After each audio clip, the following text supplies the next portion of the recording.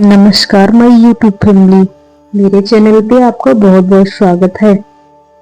सर्व पितृ अमावस्या कब है, जाने पितृपक्ष में इस दिन का महत्व।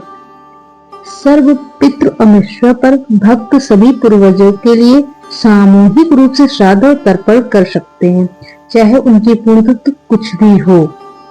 सर्व पितृ अमावस्या, जिसे महालया अमावस्या भी कहा जाता है, हिंदू पंचांग में एक विशेष स्थान रखती है। इस वर्ष यह 21 सितंबर को पड़ेगी, जो पितृपक्ष के अंतिम दिन को चिन्हित करती है।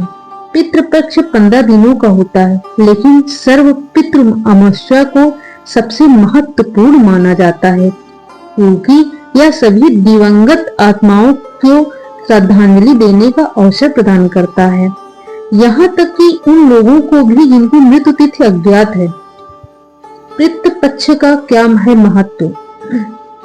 पितृपक्ष हिंदू पंचांग के भाद्रपद माह में प्रति वर्ष मनाया जाता है। ये 15 दिनों का होता है। इस दौरान हिंदू अपने पूर्वजों के प्रति कृतज्ञता व्यक्त करने के लिए श्राद्ध और तर्पण का अनुष्ठान करते हैं। ऐसा माना जाता है कि इन दिनों में पूर्वजों की आत्माएं पृथ्वी पर आती हैं और अनुष्ठान करने से परिवार को शांति और आशीर्वाद प्राप्त होता है। पितृपक्ष के दौरान परिवार के किसी सदस्य की मृत्यु की विशेष तिथि पर श्राद्ध किया जाता है।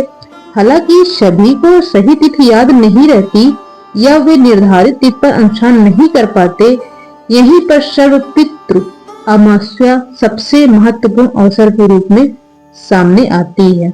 जिसकी भी तिथि नहीं याद होती है, वो पितृपक्ष अमावस्या के दिन श्राद्ध करते हैं।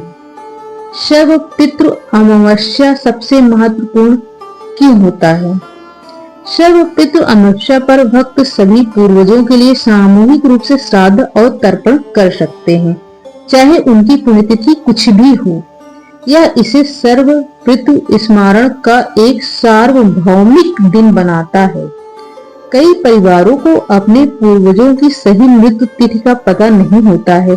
सर्व पितृ अमावस्या उन्हें स्थानों से वंचित हुए बिना अपने पूर्वजों का सम्मान करने का अवसर प्रदान करती है। पितृपक्ष के समापन दिवस के रूप में यह पितृ कर्तव्यों का पूरा होने का प्रतीक है। परिवार यह सुनिश्चित करते हैं कि कोई भी पूर्वज बिना श्रद्धांजलि के न रहे। शास्त्रों में कहा गया है कि इस दिन अनुष्ठान करने से न केवल दिवंगत आत्माओं को शांति मिलती है, बल्कि पूरे परिवार के लिए समृद्धि, सद्भाव और सुरक्षा भी सुनिश्चित होती है।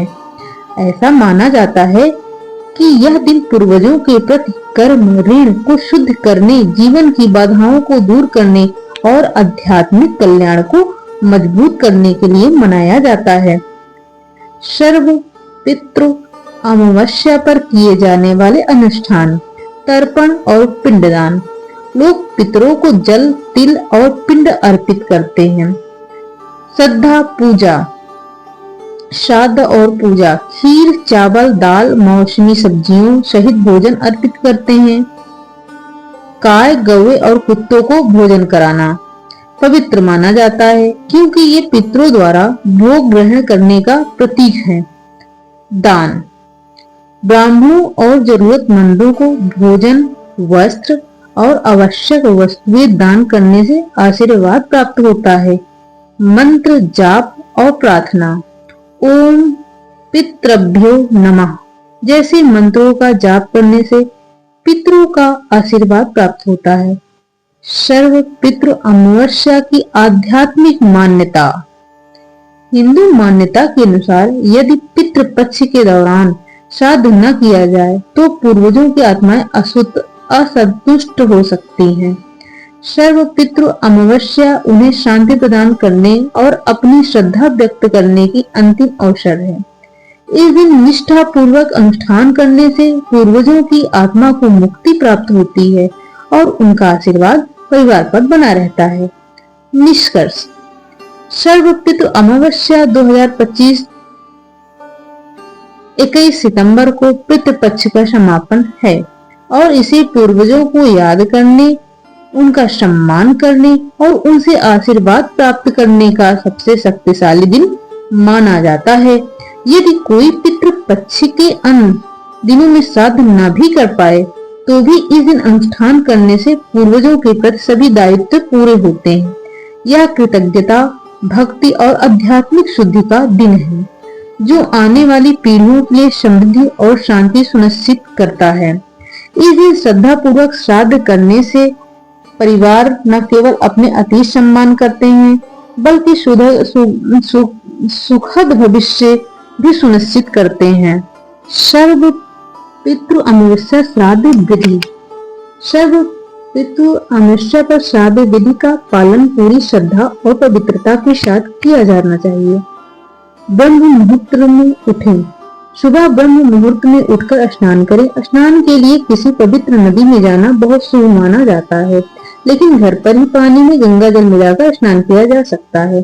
पवित्रता की तैयारी। साफ वस्त्र धारण करें। घर के पूजा स्थान को साफ करें। श्राद्ध के लिए आवश्यक सामग्री जैसे तिल, अक्षत, दूर्वा, फूल, जौ, गाय का दूध, घी, शहद, गंगा जल और सेंधा नमक पहले से ही एकत्र कर लें। तर्पण। तर्पण का मतलब है जल अर्पित करना। पूजा स्थान पर बैठकर पूर्वजों का ध्यान करें। हाथ में जल, तिल और फूल लेकर ओम अद्य अमुक गोत्रम अमुक सर्वणा पूर्वज का नाम त्रेताय नामः मंत्र का जाप करते हुए तर्पण करें। यह क्रिया पितरों को जल अर्पित करने के लिए होती है। पिंडदान। आटे, चावल या जौ का दूध, शहद और घी के साथ मिलाकर पिंड बनाएं। इन पिंडों को पितरों के प्रतीक के रूप में माना जाता है। इन्हें एक एक करके अर्पित करें। ब्राह्मण भोजन। श्राद्ध कर्म में ब्राह्मणों को भोजन कराना एक अत्यंत महत्वपूर्ण अंग है। यह माना जाता है कि ब्राह्मणों को भोजन कराने से पितरों को भोजन प्राप्त होता है। एक या 3 ब्राह्मणों को भोजन कराने के लिए आमंत्रित करें। भोजन में पूरी, खीर, कचौड़ी, दाल, सब्जी और मिठाई जैसी सात्विक वस्तुएं शामिल करें। भोजन कराने के बाद ब्राह्मणों को दक्षिणा और वस्त्र भेंट करें। कौवे, गाय और कुत्ते को भोजन। शास्त्रों के अनुसार कौवों को पितरों का प्रतीक माना जाता है। ब्राह्मणों को भोजन कराने से पहले उसी भोजन का एक हिस्सा कौवे, गाय और कुत्ते को खिलाएं। सर्व पितृ अमावस्या में क्या करें और क्या न करें। सर्व पितृ अमावस्या पर कुछ नियमों का पालन करना अनिवार्य हो जाता है। क्या करें। सात्विक भोजन। इस दिन घर में केवल सात्विक भोजन ही बनाया जाना चाहिए जिसमें लहसुन और प्याज का उपयोग न हो। ब्राह्मणों का सम्मान। ब्राह्मणों और गरीबों का सम्मान करें और उन्हें श्रद्धा पूर्वक भोजन और दान दें। दक्षिण दिशा में मुख। तर्पण और श्राद्ध करते समय हमेशा दक्षिण दिशा की ओर मुख करें क्योंकि यह पितरों की दिशा मानी जाती है। दान। अपनी क्षमता के अनुसार अन्य वस्त्र, जूते, चप्पल और अन्य उपयोगी वस्तुओं का दान करें। क्या न करें। गैर सात्विक भोजन, मांस, मदिरा, तामसिक भोजन, लहसुन, प्याज और बासी भोजन का सेवन न करें। अशुभ कार्य। इस दिन किसी भी शुभ कार्य जैसे मुंडन, गृह प्रवेश या शादी विवाह का आयोजन न करें।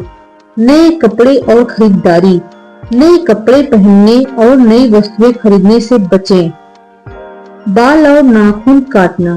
इस दिन बाल, नाखून या दाढ़ी नहीं कटवानी चाहिए। झगड़ा या विवाद। घर में किसी भी तरह का झगड़ा या विवाद न करें। सर्व पितृ अमावस्या के लाभ। सर्व पितृ अमावस्या पर श्राद्ध करने से कई लाभ प्राप्त होते हैं। पितृदोष से मुक्ति, यह सबसे बड़ा लाभ है। श्राद्ध कर्म करने से पितर प्रसन्न होते हैं और वंशजों को पितृदोष से मुक्ति देते हैं। सुख और समृद्धि। पितरों के आशीर्वाद से व्यक्ति के जीवन में सुख, समृद्धि और शांति आती है। आर्थिक समस्याएं दूर होती हैं और धन्य धान्य की वृद्धि होती है। पारिवारिक शांति। श्राद्ध करने से परिवार में कलह और अशांति दूर होती है। सदस्यों के बीच प्रेम और सद्भाव बढ़ता है। स्वास्थ्य और दीर्घायु। पितरों के आशीर्वाद से परिवार के सदस्यों का स्वास्थ्य अच्छा रहता है और उन्हें लंबी आयु प्राप्त होती है। कार्य में सफलता। व्यक्ति द्वारा किए गए सभी कार्यों में आने वाली बाधाएं दूर होती हैं, उसे सफलता मिलती है। सच्चे मन और श्रद्धा से किया गया श्राद्ध हमें और हमारे परिवार को पितरों के आशीर्वाद से धन्य करता है। अगर आपको मेरी छोटी सी जानकारी पसंद आई हो तो लाइक शेयर करना ना भूलिएगा दोस्तों। नमस्कार।